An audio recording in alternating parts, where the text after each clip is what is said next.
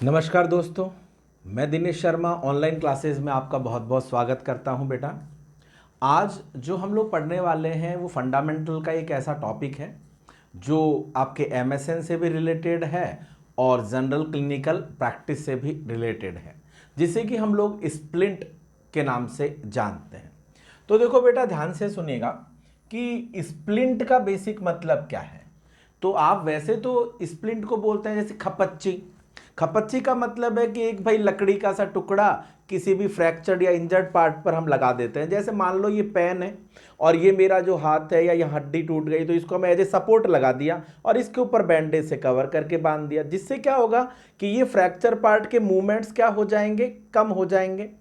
और मूवमेंट्स अगर कम हो जाएंगे तो उसके आसपास के जो फ्रेगमेंट है उसके अंदर नर्व इंजरी, मसल्स इंजरी, क्योंकि बार बार अगर हाथ मूव करेगा तो फ्रैक्चर पार्ट के आसपास की जो नर्व है वो भी तो डैमेज हो सकती है।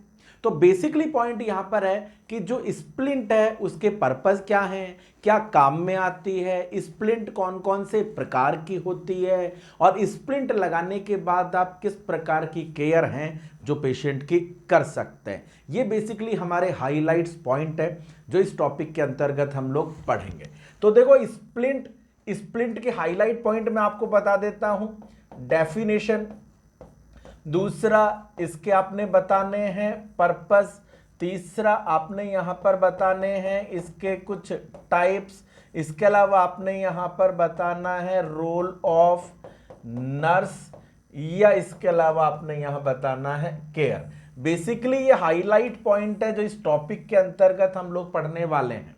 तो एक तो आपको ये पता हो। अब बेसिकली स्प्लिंट है क्या, तो यहां पर मैं आपको बता दूं कि स्प्लिंट जो है एक टेम्परेरी सपोर्टिव डिवाइस है। टेम्परेरी का मतलब है कि वो डिवाइस या वो साधन जो कि अस्थायी रूप से किसी भी फ्रैक्चर्ड या इंजर्ड पार्ट को सहारा देता है, वही डिवाइस क्या कहलाता है, स्प्लिंट कहलाता है। कई बार इमरजेंसी कंडीशंस में, आप ध्यान से सुनना, कई बार इमरजेंसी कंडीशंस के अंदर जो आप है, लकड़ी मिली तो लकड़ी, नहीं तो पेपर, अखबार के टुकड़े, वही हम फ्रैक्चर पार्ट पे सपोर्ट के लिए यूज करते हैं। बैंडेज हम लोग सपोर्टिव यूज कर लेते हैं। तो बेटा ध्यान से सुने, सबसे पहले तो जो स्प्लिंट आप बता रहे हैं उसकी आपने क्या बतानी है, डेफिनेशन। तो आप यहां पे कह सकते हैं कि splint is A temporary supportive device.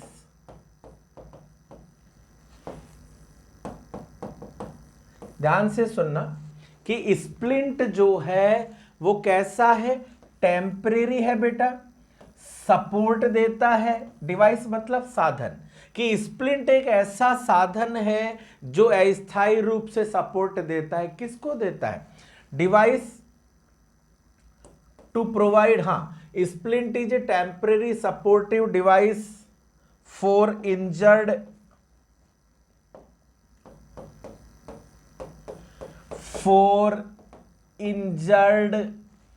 And fractured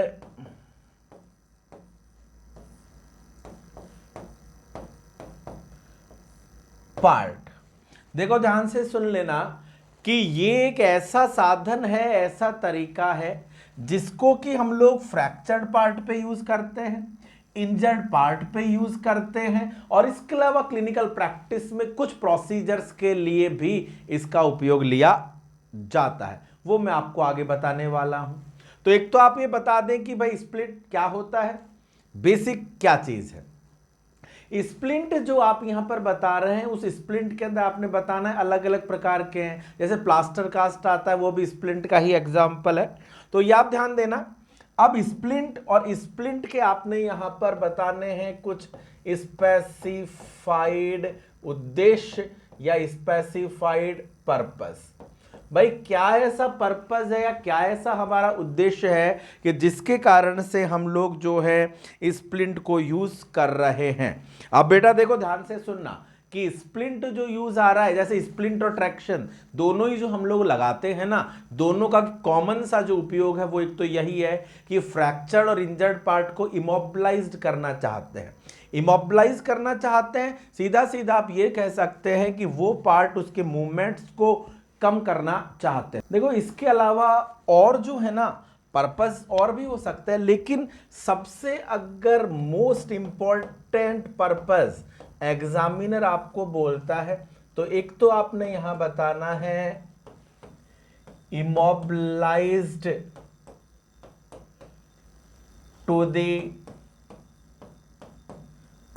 fractured, या बोल सकते हो बेटा इंजर्ड पार्ट, कि इंजर्ड पार्ट और जो फ्रैक्चर पार्ट जिस पे सपोर्ट लगा रहे हो उसको क्या करना है, इमोबिलाइज्ड करना है। जैसे ये प्रश्न आपके एग्जाम में आ चुका है। दूसरा पॉइंट आपने यहां पर बताना है कि जब वो फ्रैक्चर पार्ट इमोबिलाइज्ड हो जाएगा, ध्यान से सुनना, जब वो फ्रैक्चर पार्ट इमोबिलाइज हो जाएगा, उसके मूवमेंट कम हो जाएंगे, रिस्ट्रिक्ट हो जाएंगे, तो ऐसी स्थिति में उस व्यक्ति को पर्टिकुलर साइड पर पेन और दर्द में भी थोड़ा आराम मिलेगा। तो यहां पर आप कह सकते हैं रिलीव या रिलीफ फ्रॉम पेन, कि दर्द से भी मरीज को आराम दिलाया जा सकता है इस सपोर्ट को लगा करके। तो देखो हम लोग यहां बात कर रहे हैं कुछ स्पेसिफाइड पर्पस के बारे में, और ये पर्पस के जो हैं वो सारे के सारे आपके लिए महत्वपूर्ण हैं जिनके बारे में आप कह रहे हैं। इसके अलावा देखो आपने यहां पर बताना, एक तो दर्द बोल दिया, इमोबिलाइजेशन आपने बताया, इसके बाद आपने बताना है कि जो फ्रैक्चर हुआ था उस फ्रैक्चर के बाद में होने वाले फर्दर जो कॉम्प्लिकेशंस हैं उनसे भी मरीज को आराम मिलता है। जैसा कि अभी मैंने आपको बताया था इंट्रोडक्शन के समय पर कि पार्ट इमोबिलाइज हो जाएगा, या वो हड्डी है जब वो उसके मूवमेंट कम हो जाएंगे इमोबिलाइजेशन के कारण, तो जहां पर वो फ्रैक्चर हुआ है उसके आसपास की नर्व इंजरी, उसके आसपास की जो मसल इंजरीज है उनसे पेशेंट को आराम दिलाया जा सकता है। ये फर्दर कॉम्प्लिकेशन है, और अगर हम इसको इमोबिलाइज नहीं करेंगे तो ये अगर क्लोज वुंड भी होगा तो धीरे धीरे ओपन वुंड में कन्वर्ट हो जाएगा। तो यहां पर हमारा एम ये भी है कि हम चाहते हैं prevent further complications, prevent further का मतलब बाद में होने वाले फर्दर कॉम्प्लिकेशंस, ध्यान से सुनना, prevent further complication of fracture, कि फ्रैक्चर के बाद होने वाले जो कॉम्प्लिकेशंस हैं उससे मरीज को आराम दिला सकते हैं। उदाहरण के रूप में आप यहां पे कह सकते हो नर्व इंजरी, नर्व इंजरी वगैरह हो सकती है पेशेंट को, तो उससे पेशेंट को आराम दिला सकते हैं। इसके अलावा आपने यहां पर बताना है कि जब हम पेशेंट को फर्दर कॉम्प्लिकेशन को रोकने की बात करते हैं तो एक तो आपने यहां पर बताया है कि नर्व इंजरी से पेशेंट को आराम दिला सकते हैं। इसके अलावा आप कह सकते हैं कि reduce risk to convert the open wound to the, नहीं इन, आपने यह बताना है कि रिड्यूस रिस्क, किस बात की रिस्क कम कर रहे हैं। जैसे मैंने आपको अभी बताया था ना कि अगर इंटरनल कोई फ्रैक्चर हुआ और अगर नर्व इंजरी होती रहेगी तो वो क्लोज वुंड था, और क्लोज वुंड बाद में किस में बदल जाएगा, ओपन में। तो हम यहां पर चाहते हैं कि reduce the risk to convert open wound in, to convert the open wound from close wound, कि जो क्लोज वुंड है उस क्लोज वुंड से ओपन वुंड को बदलने से भी हम लोग रोक सकते हैं। तो ये प्रॉपर कुछ पॉइंट्स हैं जिनके बारे में आप बता सकते हैं। तो देखो स्पेसिफाइड जो पॉइंट है एक बार आप देख लीजिएगा कि नर्व इंजरी से पेशेंट को बचा सकते हैं, पेशेंट को जो डिफॉर्मिटी है उसको प्रॉपर करेक्ट कर सकते हैं, जो पेशेंट है उसके लिए हम लोग बोल रहे हैं कि जो फर्दर कॉम्प्लिकेशन है उनको हम लोग रोक सकते हैं। उदाहरण के रूप में आप यहाँ कह रहे हैं कि नर्व इंजरी या वो ओपन वुंड में परिवर्तन नहीं होगा, कौन सा वुंड, जो क्लोज वुंड है, इससे पेशेंट को बचा सकते हैं। या बताओ इसके अलावा करेक्शन टू द डिफॉर्मिटी, कि यहां पर जो डिफॉर्मिटी है उसको करेक्ट कर सकते हैं, करेक्ट टू डिफॉर्मिटी, कि भाई जो उसकी विकलांगता है उसको धीरे धीरे धीरे धीरे सही कर देंगे। इसके अलावा हम लोग स्प्लिंट लगाएंगे तो धीरे धीरे धीरे धीरे वुंड हील प्रॉपर हो पाएगा। तो यहां आपने बताना है हेल्प इन वुंड हीलिंग, कि वुंड हीलिंग जो होगी वो आसानी से प्रॉपर हो पाएगी अगर उस पार्ट के मूवमेंट क्या होंगे, कम होंगे। तो ये सारे के सारे उद्देश्य हैं, सारे के सारे पर्पस हैं, और ये सभी पर्पस जो बेसिकली हम बता रहे हैं स्प्लिंट के, अगर इनकी हम बात करें तो इनके अंदर आपने ध्यान देना है इमोबिलाइजेशन और पेन, दो बेसिकली सबसे महत्वपूर्ण है, और इमोबिलाइजेशन एग्जाम में आपके आ चुका है। तो एक तो आप ये बता सकते हैं।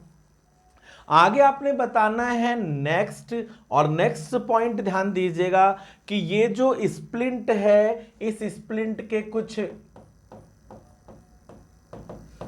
टाइप्स बोल दो, या आप यहां बोल सकते हैं क्लासिफिकेशन ऑफ द स्प्लिंट और स्प्लिंट के क्या बताने हैं बेटा, आपने कुछ प्रकार या कुछ टाइप्स आपने यहां बताने हैं। भाई स्प्लिंट और स्प्लिंट को अगर हम क्लासिफाई करते हैं तो मुख्य रूप से एक तो आपने यहां पर बताना है जिसे हम कहेंगे स्ट्रेट स्प्लिंट। ध्यान से सुनना भाई, स्ट्रेट स्प्लिंट आप बोल सकते हो, आप यहां पे बता सकते हैं इमरजेंसी स्प्लिंट आप कह सकते हो, आप यहां पे कह सकते हैं थॉमस, एक बार नाम लिखिए फिर इसका डिस्क्रिप्शन बताऊंगा आप लोगों को। भाई स्प्लिंट और स्प्लिंट जो हैं वो अलग अलग प्रकार की हो सकती हैं। एक तो हमने कहा कि वो स्प्लिंट जो स्ट्रेट स्प्लिंट कहलाती है, क्या होती है वो मैं आगे बताने वाला हूं। दूसरी इमरजेंसी स्प्लिंट है, तीसरी थॉमस स्प्लिंट है, ब्राउन एंड बोहलर स्प्लिंट। इसके अलावा आप देखते हो गले में वो पट्टा बांधते हैं जिसको हम लोग बोलते हैं सर्वाइकल कॉलर स्प्लिंट। इसके अलावा आप यहां पर बोल सकते हो प्लास्टर कास्ट। तो देखो ये कुछ रेगुलर स्प्लिंट है जिनका उपयोग हम लोग क्लिनिकल प्रैक्टिस में, हॉस्पिटल में, या पेशेंट केयर और पेशेंट की देखभाल के अंतर्गत करते हैं।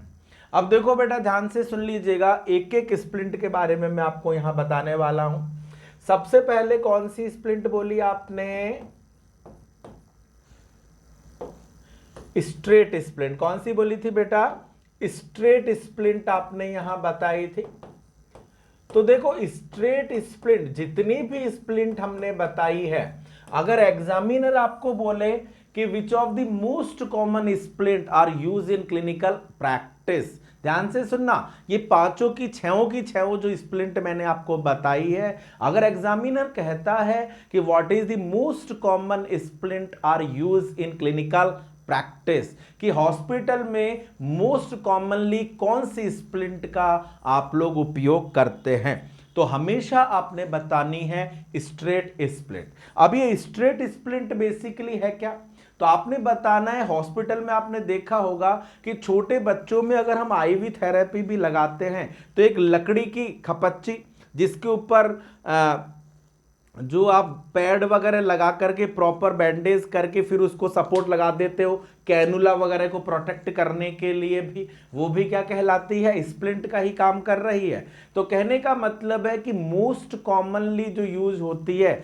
एक तो हॉस्पिटल्स में यही होती है, क्योंकि प्लास्टर हर व्यक्ति को बनता नहीं है, या और जो स्प्लिंट है ब्राउन बोहलर थॉमस स्प्लिंट वो ट्रैक्शन लगाने के काम में भी ली जाती है, ये भी एक पर्पज आप कह सकते थे, लेकिन वो मैंने लिखा है नहीं क्योंकि ये इन्हीं के साथ मैं आप लोगों को बताऊंगा।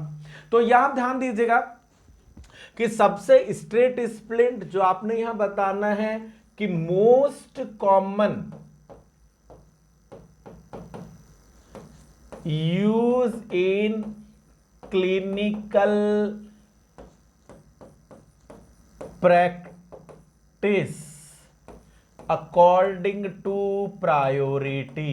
ध्यान से सुन लेना कि अगर एग्जामिनर सभी का नाम ले दे और प्रायोरिटी के आधार पर अगर आपको पूछा जाए कि most common splint clinical practice में हॉस्पिटल में कौन सी यूज करते हैं, तो आपका नाम हमेशा जबान पर आ जाना चाहिए कि स्ट्रेट जो स्प्लिंट है वो मोस्ट कॉमनली क्लिनिकल प्रैक्टिस में बेटा हम लोग यूज कर रहे हैं, या बता सकते हैं। अब ये स्ट्रेट स्प्लिंट, तो इसके बारे में 2 पॉइंट और मेंशन कर ले कि straight splint are made up of the wooden piece. किसकी बनी हुई होती है, लकड़ी की बनी हुई होती है, और कैसी होती है, रेक्टेंगल। रेक्टेंगल मतलब आयताकार, वर्गाकार नहीं, आयताकार का मतलब थोड़ी लंबी होती है और थोड़ी चौड़ी होती है। तो आपने यहां पर बताना है कि भाई this is made up by A wooden piece in rectangle shape that is covered with bandage या that is covered with pad and bandage। तो आपने यहां पे बताना है कि ये वो स्प्लिंट होती है जो किसकी बनी है, वुडन लकड़ी की बनी है, और ये लकड़ी की जो बनी है रेक्टेंगल, रेक्टेंगल मतलब थोड़ी सी लंबी और थोड़ी चौड़ी होती है, जो कि किससे कवर की हुई होती है, पैड और बैंडेज से कवर की हुई होती है। स्पेसिफाई इसको जो यूज कर रहे हो वो आईवी थेरेपी जो बच्चों में देते हैं वहां हम लोग यूज कर सकते हैं। तो आपने यह बताना है use in IV therapy to provide support cannula in child, कि बच्चों में कैनुला वगैरह को सपोर्ट करने के लिए हम लोग इसका यूज कर सकते हैं। इसके अलावा आप यहां पे बता सकते हैं कि use in fracture of arm, कि भाई अगर आर्म वगैरह में कोई भी बच्चों के अंदर जो फ्रैक्चर हो जाता है, use in the fracture of arm, भाई ये हड्डी वगैरह जो आपकी 4 आर्म वगैरह में कोई फ्रैक्चर है तो हम लोग इसको यूज कर सकते हैं, बच्चों में बड़ों में भी यूज कर सकते हैं इनकेस अगर फ्रैक्चर है। लेकिन आईवी थेरेपी के दौरान कैनुला स्पेसिफाइड बच्चों के लिए ही यूज कर रहे हैं। तो कहने का बेसिक मतलब है कि straight splint most commonly use है, लकड़ी की बनी है, पैड वगैरह से कवर कर देते हैं, कैनुला के आसपास, या कोई भी फ्रैक्चर अगर हो जा रहा है आर्म के अंदर 4 आर्म रिलेटेड तो भी हम लोग इस स्प्लिंट का उपयोग कर सकते हैं। यहां तक आप बताएं। इसके साथ साथ आगे आपने बताना है नेक्स्ट, और नेक्स्ट आप बताओ emergency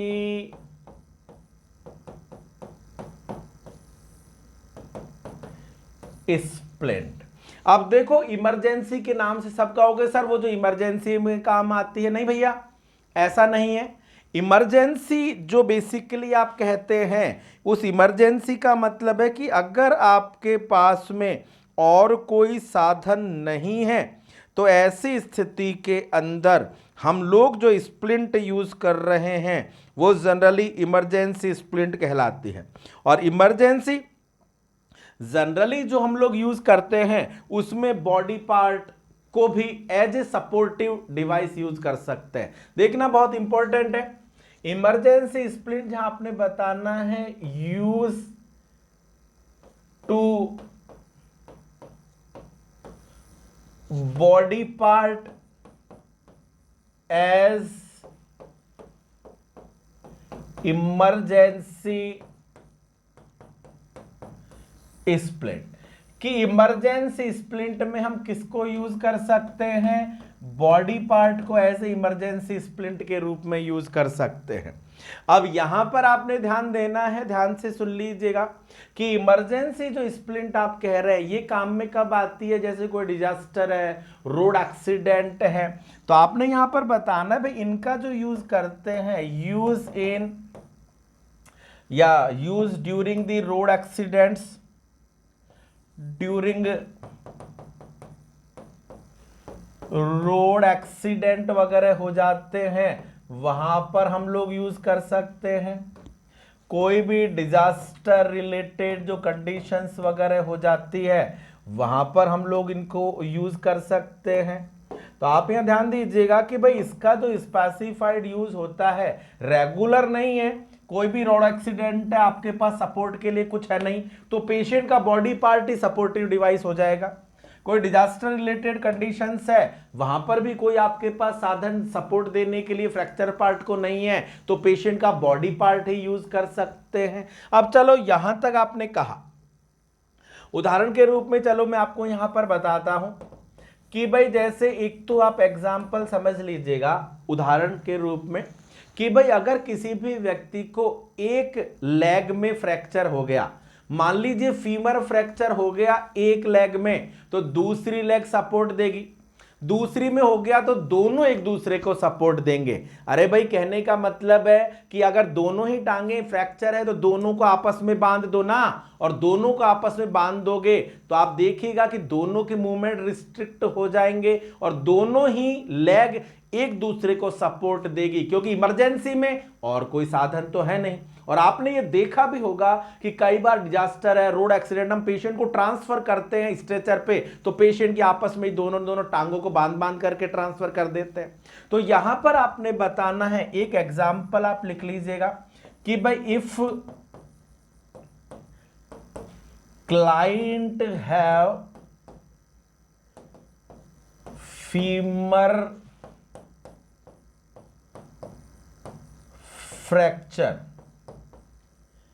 then other leg used as splint, कि अगर किसी व्यक्ति को एक टांग में फ्रैक्चर है तो दूसरी टांग यूज करती है, या सीधा सीधा आप ये कह सकते हो कि both legs are use as a split for each other, कि दोनों टांगे एक दूसरे के लिए स्प्लिंट के रूप में ही यूज होगी अगर पेशेंट को किसका फ्रैक्चर है, फीमर। लेकिन फिर भी मैं आपको बता दूं कि एग्जामिनर, अब जो मैं आपको यहां लिखने वाला हूं उसमें से भी एक इंपॉर्टेंट पॉइंट, एग्जामिनर कहता है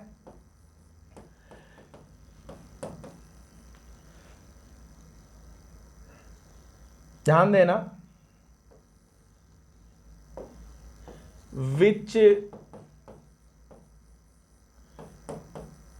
of the following used as emergency splint when client have fracture in upper limb, कि एक पेशेंट है जिसको कि अपर लिम्ब में फ्रैक्चर हो गया है। फॉर एग्जाम्पल हाथ टूट गया भैया, आप तो ऐसा समझ लो। और अगर अपर लिम्ब में फ्रैक्चर हो गया है तो ऐसी स्थिति के अंदर ध्यान से सुनना कि अगर अपर लिम्ब में फ्रैक्चर हो गया है तो ऐसी स्थिति के अंदर आप कौन सा पार्ट है, ये मैंने बता चुका हूं इमरजेंसी स्प्लिंट क्या है, क्योंकि एग्जामिनर तो कुछ का कुछ लिखेगा कि वो कुछ भी बोल देगा आपको कि वहां बैंडेज यूज कर लो, अखबार यूज कर लो या बॉडी, लेकिन मैंने क्या कहा कि बॉडी पार्ट सबसे पहली प्राथमिकता है। तो यहां पर आपको पता है कि अगर हाथ में फ्रैक्चर है तो हम इसको ऐसे लगा देते हैं। तो ये जो ट्रंक वाला एरिया है, ध्यान से सुनना, ये जो ट्रंक वाला एरिया है ये जनरली पेशेंट को क्या दे रहा है, सपोर्ट दे रहा है इमरजेंसी में। वो बोलेगा नेक, अरे नेक में थोड़ी लटका रहे हाथ को। तो आपने यहां पर बताना है कि अगर इमरजेंसी कंडीशन में आपको अगर अपर लिम्ब को सपोर्ट देना है तो सीधा सीधा आपने यहां बताना है कि trunk use as emergency splint. Emergency splint के रूप में यहां पर कौन सा हिस्सा शरीर का यूज आएगा, ट्रंक वाला जो हिस्सा है उसको हम लोग यूज कर सकते हैं। और आपके ये RML राम मनोहर लोहिया का जो एग्जाम है वहां पर भी आ चुका है और इसके अलावा सफदरजंग के एग्जाम में भी आ चुका है। इसीलिए बार बार आपको कह रहा हूं कि आपको एग्जामिनर वो प्रश्न पूछने का प्रयास करता है जो प्रश्न स्पेसिफाइड आपकी क्लिनिकल प्रैक्टिस, क्लिनिकल केयर, जो स्पेसिफाइड पेशेंट की आप केयर कर रहे हैं उस केयर रिलेटेड प्रश्न आपको ज्यादा पूछे जाते हैं। तो यहां आप बताओ, दो प्रकार के स्प्लिंट के बारे में मैंने आपको बताया है, एक तो स्ट्रेट स्प्लिंट और दूसरी कौन सी, इमरजेंसी स्प्लिंट। चले खैर यहां तक आप बता सकते हैं। इसके अलावा आगे आपने बताना है नेक्स्ट, और नेक्स्ट जो स्प्लिंट आप यहां बता रहे थे जिसके अंदर पहले चलो हम लोग सर्वाइकल कॉलर के बारे में ध्यान दे लेते हैं। भाई ये सर्वाइकल कॉलर जो गले में पट्टे की हम लोग बात कर रहे हैं ये जनरली सपोर्ट दे रहा है दर्द से आराम, भी हमने एक पर्पस पढ़ा था। तो यहां पर neck spasm, neck pain, muscle pain, तो यहां पर नेक इमोबिलाइजेशन का काम कर रहा है। तो सर्वाइकल कॉलर जो हम कह सकते हैं use for immobilised to the neck, काम में क्या आ रही है तो आपने बताना है use to reduce the neck spasm, neck pain, कि नेक स्पाज्म जो है, नेक पेन जो पेशेंट को हो गया है वो जनरली पेशेंट को आराम दिलाने के लिए हम लोग स्पेसिफाइड इसका यूज़ कर सकते हैं। तो देखो आपने यहाँ बताना है कि सर्वाइकल कॉलर जो नेक में हम लोग लगा रहे हैं नेक को इमोबिलाइज कर रही है और ये जनरली नेक पेन वगैरह में हम लोग यूज़ कर सकते हैं। और मैं आपको बता दूं सस्पेक्टेड अगर सर्वाइकल स्पाइन फ्रैक्चर है ना तो भी हम लोग इसका यूज़ कर सकते हैं। तो यहां पर एक और पॉइंट ऐड कर सकते हैं कि use when client have suspected for cervical spine fracture, कि अगर सर्वाइकल स्पाइन रिलेटेड फ्रैक्चर है तो भी हम लोग यूज कर सकते हैं। नेक पेन, स्पाज्म वगैरह नेक में है तो हम लोग इसको यूज कर सकते हैं। और ये वो है जो गर्दन में हम लोग नेक को कवर्ड करते हैं, पैडिंग सी आती है ना, गले का पट्टा जिसको जनरली हम लोग बोलते हैं। तो ये वो डिवाइस है जो इसे भी हम लोग स्प्लिंट के रूप में उपयोग कर सकते हैं। तो ये कुछ स्पेसिफाइड प्रकार हैं जिनके बारे में आपने बताना है। देखो आप यहां चित्र में देख रहे हैं और चित्र में देख रहे हैं यही है आपका सर्वाइकल कॉलर। भाई सर्वाइकल कॉलर मैंने आपको बताया कि सर्वाइकल कॉलर जो आप देख रहे हैं कि गले के अंदर एक ये पट्टा सा बांधा हुआ है जो कि नेक इमोबिलाइज कर रहा है, नेक स्पाज्म से पेशेंट को आराम दिला रहा है। भाई गर्दन में अगर किसी भी प्रकार का स्पाज्म है, किसी भी प्रकार का पेन है, या आपने बताना है कि सर्वाइकल फ्रैक्चर स्पाइनल रिलेटेड है या सर्वाइकल स्पाइन फ्रैक्चर है, तो हम लोग यहां पर इस प्रकार के डिवाइस का यूज कर सकते हैं। तो ये भी अपने आप में इंपॉर्टेंट है क्योंकि इमेज भी पता हो, बेसिक पर्पस भी पता हो, तो ये आप बता सकते हैं। इसके अलावा मैंने आपको बताया होगा, हाँ देखो ये आपका इमरजेंसी स्प्लिंट है। भाई इमरजेंसी कंडीशंस के अंदर मैंने आपको बताया कि अगर पेशेंट को इमरजेंसी है, ध्यान दीजिएगा, तो इमरजेंसी कंडीशन में हम लोग इस प्रकार के डिवाइस को यूज कर सकते हैं। भाई आप देख रहे हो कि दोनों लेग को आपस में हमने बांध दिया है। अगर हमारे पास इमरजेंसी कंडीशंस में कोई साधन नहीं है तो हम लोग बॉडी पार्ट को ही as a emergency splint use कर सकते हैं। तो मैंने कहा कि दोनों लेग में है तो इमरजेंसी यूज करो। इन केस अपर लिम्ब है तो ट्रंक वाला एरिया जो है वहां पर आप लोग उसको सपोर्ट देते हैं तो आप उसको यूज कर सकते हैं। जब पट्टा गर्दन में बांध करके, या आपने देखा होगा कि अगर किसी को अपर लिम्ब फ्रैक्चर है तो आपने गर्दन में वो बैंडेज बांध के, लेकिन सपोर्ट तो कौन दे रहा है, ट्रंक एरिया दे रहा है ना। तो बेसिकली आपने वहां पर ये बताना है और इमरजेंसी के अंदर बॉडी पार्ट को आप लोग एज ए सपोर्ट के रूप में यूज कर रहे हैं कि भाई जो हमारा बॉडी पार्ट है ना वो बॉडी पार्ट स्पेसिफाइड सपोर्ट के रूप में आप लोग उपयोग कर सकते हैं। तो प्रॉपर रूप से आप ध्यान दीजिएगा, ये अलग अलग प्रकार हैं जो हम लोग स्प्लिंट और स्प्लिंट के बारे में पढ़ रहे हैं। इसके अलावा नेक्स्ट, और जो नेक्स्ट डिवाइस है वो आपका है, जैसे एक तो मैंने आपको कहा था थॉमस स्प्लिंट। अब देखो ये थॉमस स्प्लिंट जो है, ध्यान देना कि ये जो थॉमस स्प्लिंट है, थॉमस नाम के एक व्यक्ति हैं जिन्होंने इसको बनाया और इसका नाम क्या रख दिया, थॉमस स्प्लिंट रख दिया। थॉमस स्प्लिंट आप देखना, आपने जैसे एक फिल्म देखी होगी शहंशाह, जिसके अंदर वो अमिताभ बच्चन हाथ में लोहे का सा एक खोल पहनता था, वैसा ही खोल होता है, वैसा का वैसा ही पूरा मेटल का बना हुआ होता है, जो लोअर लिम्ब फ्रैक्चर्स में भी यूज करते हैं, अपर लिम्ब में भी यूज कर सकते हैं, लेकिन वो डिस्कम्फर्ट बहुत है, बहुत भारी होता है। जबकि स्प्लिंट हमेशा लाइट वेट होनी चाहिए। स्प्लिंट ऐसी हो कि जिसको प्रॉपर रूप से पेशेंट सहन कर पाए, ज्यादा प्रेशर पार्ट पर नहीं लगानी चाहिए। तो ये बेसिकली कुछ डेफिशिएंसीज है। तो इसका देखो कोई इमेज है क्या, मैं आपको देख के बताता हूं।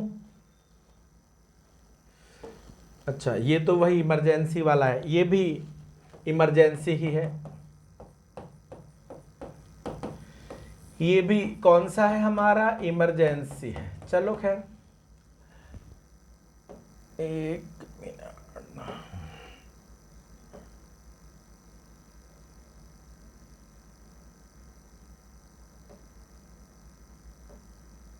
हाँ देखो ये जो है ना, इसको हम बोलते हैं थॉमस स्प्लिंट। ध्यान से सुनना, ये थॉमस जो स्प्लिंट होता है, ऐसा आप देख लो पूरा का पूरा ये मेटल का बना हुआ होता है, और मेटल का ये बना हुआ है तो ये एक तो जो है पेशेंट के लोअर लिम्ब पे भी यूज करते हैं और पेशेंट को अपर लिम्ब पर भी इसको यूज करते हैं। ये मेटल का होने की वजह से एक तो पेशेंट को क्या पैदा करता है बेटा, डिस्कंफर्ट पैदा करता है। ध्यान से सुनना कि अगर पेशेंट डिस्कंफर्ट फील करेगा, क्योंकि ये जो यूज कर रहे हैं ना, ये हम लोग ट्रैक्शन लगाने के लिए भी यूज करते हैं। जनरली इसका उपयोग ट्रैक्शन के लिए भी किया जा सकता है। इसके नीचे एक पहिया सा आता है पुली, जिस पे वजन लटका सकते हैं। तो देखो आपने बताना है, शायद लिखा भी है मैंने, कि थॉमस जो स्प्लिंट होता है वो ट्रैक्शन में भी काम आ रहा है, और इसके अलावा बोन स्प्लिंट के रूप में भी यूज हो रहा है। मैं पढ़ाऊंगा आगे ट्रैक्शन के प्रकार। जनरली थॉमस नाम के व्यक्ति ने इसका आविष्कार किया था और शुरू में जो ट्यूबरकुलोसिस के पेशेंट है ना, हड्डियों का ट्यूबरकुलोसिस, जहां हड्डियां बहुत सॉफ्ट हो जाती है, तो उसको सहारा देने के लिए यूज करते थे, क्योंकि हड्डी में अगर ट्यूबरकुलोसिस हो जाएगा तो वो टूटने के चांसेस बहुत ज्यादा होंगे, हड्डियां नरम पड़ जाएगी। तो ऐसी स्थिति के अंदर हम लोग इसका यूज किया करते थे। बेसिक मतलब वही है, इमोबिलाइज करना चाहेंगे, इमोबिलाइजेशन के लिए आप इसको यूज कर रहे हैं, चाहे वो हिप और थाई इंजरी हो। तो ये जनरल पॉइंट है, लेकिन मैंने आपको क्या बताया है कि थॉमस स्प्लिंट के बारे में स्पेसिफाइड पॉइंट है कि ये थॉमस स्प्लिंट मेटल का बना है। दो ये बार देख रहे हो, बार मतलब दोनों के दोनों सरिये, उसके ऊपर रिंग लगा दी है जो दोनों ट्रैक्शन में, लेकिन इंपॉर्टेंट है ये कैसा है, डिस्कंफर्ट होता है, इसलिए इसका उपयोग हम लोग रेगुलर नहीं करते हैं। इसके अलावा एक नेक्स्ट डिवाइस और है जो मैंने आपको लिखा हुआ आया था, ब्राउन एंड बोहलर। ये ब्राउन एंड बोहलर जो डिवाइस है, ये आपके एग्जाम में इमेज बेस भी आ चुका है और इसका पर्पस भी आ चुका है। बेसिक थॉमस और ब्राउन एंड बोहलर एक ही प्रकार के हैं, लेकिन ब्राउन एंड बोहलर जो है मोर कन्वीनियंट है, मोर कंफर्ट पेशेंट को देता है। भाई मोर कंफर्ट, ये भी वही मेटल का बना हुआ होता है, इसका भी उपयोग ट्रैक्शन के अंदर यूज करते हैं। चाहे ट्रैक्शन कौन सा ही लगाएं, स्किन पे लगाओ चाहे स्केलेटल पे लगाओ, वो मैं सब पढ़ाऊंगा आगे। सिर्फ इतना सा मतलब आप समझ लें कि मोर कंफर्ट करता है पेशेंट को, कन्वीनियंट है, सुविधाजनक है। देखो इसका भी इमेज तो होगा,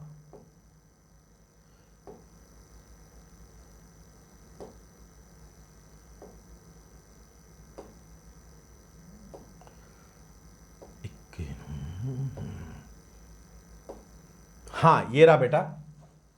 देखो आप यहां चित्र में देख रहे हैं, ये जनरली जो कहला रहा है ना, ब्राउन एंड बोहलर स्प्लिंट कहला रहा है।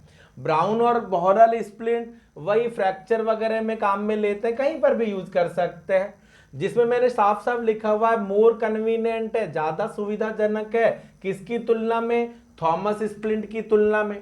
क्योंकि यहां पर जो स्पेसिफाइड पॉइंट था, हमने कहा था कि थॉमस तो बहुत ज्यादा डिस्कंफर्ट होता है, और आप देखना यंग लोग तो फिर भी सहन कर लेते हैं वेट को, वजन को, हार्डनेस अगर मेटल की है, लेकिन ओल्ड पर्सन के अंदर तो बहुत ज्यादा ही कम डिस्कंफर्ट फील करेगा। इसके साथ साथ आपने यहां बताना है कि ये जो है सूटेबल नहीं है, कौन सा ट्रांसपोर्टेशन में इसको यूज नहीं कर सकते हैं, जबकि उसको ट्रांसपोर्टेशन में यूज कर सकते हैं। लेकिन फिर भी जो मेन प्रायोरिटी इंपॉर्टेंट है वह आप इसी को ध्यान देना। अब इसमें क्या विशेषता है तो मैं आपको बता देता हूं कि ये जो पूरा का पूरा डिवाइस है, इसके ऊपर जो पेशेंट है वो उसकी लेग, देखो यहां पर आप देख रहे हैं प्रॉपर रूप से उसको सपोर्ट मिलता है।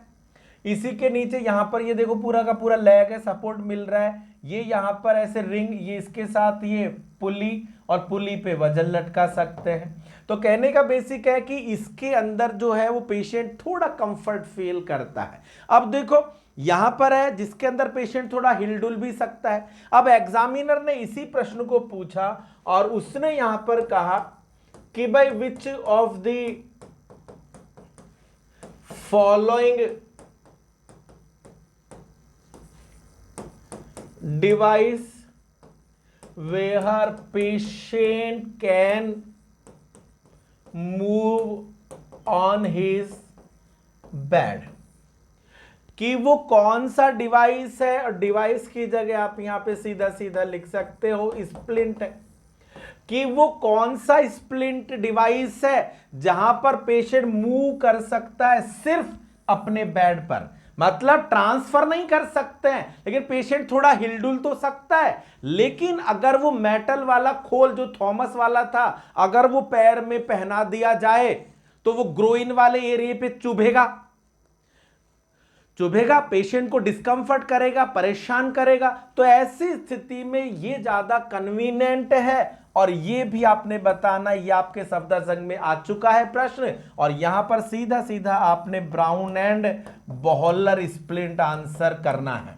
तो आप देख लो प्रश्न तो कहीं ना कहीं से घूम फिर करके आ ही जाते हैं, तो यहां तक आप बता सकते हैं। तो देखो ये हम लोग बात कर रहे हैं अलग अलग प्रकार के, कह सकते हो डिवाइस, जो कि हम लोग स्पेसिफाइड यूज कर सकते हैं। इसके अलावा एक और मुझे याद आ रहा है, वो मैं आपको बताता हूं, जिसको हम कहते हैं इंटरनल स्प्लिंट। और ये इंटरनल स्प्लिंट मुझे ध्यान है, ये इंटरनल स्प्लिंट भी आपके जिपमेयर के अंदर आ चुका है। इंटरनल स्प्लिंट बेसिकली है क्या? तो इंटरनल स्प्लिंट वो है जो आप रोड लगाते हैं हड्डियों के अंदर, नील लगाते हैं, या आप लोग अंदर जो पिन कसते हैं, प्लेटिंग सिस्टम वगैरह जो होता है। तो यहां पर सीधा सीधा आप ध्यान दें, इंटरनल स्प्लिंट जिसके अंदर हम लोग यूज करते हैं, प्लेटिंग वगैरह आप लोग यूज कर सकते हैं, पिन वगैरह जो लगाते हैं, वो इसके एग्जाम्पल है। प्लेटिंग जो कि कोई भी फ्रैक्चर अगर होता है तो सर्जरी वगैरह करके इंटरनल इसको हम लोग लगा देते हैं। पिन, नेल्स वगैरह आप लोग यूज करते हैं, फिक्सेशन कर देते हैं ना हम लोग इंटरनल, तो ये जनरली इसको हम लोग इंटरनल बोलते हैं। और ये जो इंटरनल जो कि प्लेटिंग, पिन या जो हम लोग नेल फिक्सेशन करते हैं, ये जनरली क्या कहलाती है? इंटरनल स्प्लिंट कहलाती है। अब मुझे ध्यान है जब जिपमेयर में आया तो इन्होंने कुछ नहीं पूछा, सीधा सीधा पूछा कि plating are the example of which of the following, कि प्लेटिंग किसका उदाहरण है? उन्होंने कहा इमरजेंसी स्प्लिंट का उदाहरण है, इंटरनल स्प्लिंट का उदाहरण है, ट्रैक्शन का उदाहरण है। ट्रैक्शन नहीं है, ये स्प्लिंट ही है। आपको पता है प्लेट वगैरह कुछ समय के लिए लगाते हैं और फिर हटा देते हैं। तो बेसिकली पॉइंट है, ये जो प्लेटिंग या पिन लगा रहे हो ये भी स्प्लिंट का ही प्रकार है। तो ये बहुत से हमने प्रकार पढ़े हैं। इसके अलावा एक प्लास्टर बचा है, वो प्लास्टर में आपको अलग से ही पूरा टॉपिक बताऊंगा, प्लास्टर क्या है, प्रकार क्या है, क्या नर्सिंग केयर है, किस प्रकार से आप देखते हो, तो वो मैं पूरी डिटेल वहां पर पढ़ाऊंगा। चलो खैर यहां तक बताओ। इसके अलावा आप मुझे बताओ केयर, कि जिस भी पेशेंट को आपने स्प्लिंट लगाई है उस स्प्लिंट वाले पेशेंट की क्या केयर करोगे। तो सबसे पहला पॉइंट तो आपने यहां पर बताना है कि चेक सर्कुलेशन, या सीधा सीधा आप बोल दो pulse after apply splint. Splint जो लगाओगे तो स्प्लिंट को लगाने के बाद में पेशेंट की क्या चेक करनी चाहिए? पल्स सर्कुलेशन चेक करना चाहिए। इनकेस ध्यान से सुनना, स्प्लिंट जो आप लगा रहे हो ये लाइट वेट होनी चाहिए। जनरली केयर बोल दो, consideration splint should be always light weight, light weight की होनी चाहिए। स्प्लिंट जो आपने यहां लगाई है, ये इसका एक बहुत इंपॉर्टेंट पॉइंट है जो आपने ध्यान देना है। Massage around the site of splint, splint के आसपास वाले एरिया पे मसाज करें जिससे कि सर्कुलेशन इंप्रूव हो और प्रेशर सोर की रिस्क कम हो जाए। तो आपने यहां बताना है कि मसाजिंग अराउंड द या near the site of splint to improve circulation, कि सर्कुलेशन को इंप्रूव करेंगे, और सर्कुलेशन को इंप्रूव करेंगे तो रिस्क किस बात की होगी? इसके द्वारा रिड्यूस हो जाएगी रिस्क, किसकी रिस्क बेटा? बैड सोर की रिस्क कम हो जाएगी। तो कहने का बेसिक मतलब है कि प्रॉपर रूप से मसाज, ये आपके एग्जाम में आ चुका है। इसके अलावा आपने यहां पर ध्यान देना है, capillary refilling time is the best way to check the circulation, कि यहां पर आप लोग जो है वो अगर अपर लिम्ब में तो नील बेड को दबा करके देख सकते हैं। तो तो कैपिलरी रिफिलिंग जो टाइम है, ये मैं और भी कई जगह पढ़ाऊंगा, कैपिलरी जो रिफिलिंग टाइम है ये 2 सेकंड का होता है, और 2 सेकंड के लिए हम लोग नील बेड्स को दबाते हैं और फिर छोड़ते हैं। अगर 2 सेकंड में वापस से रेडनेस जो नॉर्मल कंडीशन है आ जाती है, इसका मतलब सर्कुलेशन ठीक है। तो ये आप बता सकते हैं। इसके अलावा जो भी आप लोग स्प्लिंट यूज कर रहे हैं वो सॉफ्ट होनी चाहिए, अगर हार्ड होगी तो वहां इंजरी वगैरह के चांसेस होंगे। इसके अलावा पेशेंट को यहां पर जो आप लोग प्रोवाइड करवा सकते हो वो कौन सी केयर है, स्किन केयर। किसी प्रकार का नमनेस, सुन्नपन, सेंसेशन कम आ रहा है तो प्रॉपर रूप से पेशेंट की तरफ फोकस कर सकते हैं, पेशेंट की तरफ ध्यान दे सकते हैं। तो यह आप बता सकते हैं। आज के लिए बेटा इतना ही। नेक्स्ट क्लास में नया टॉपिक लेकर के मैं आपके लिए हाजिर होऊंगा। बहुत बहुत धन्यवाद और थैंक यू।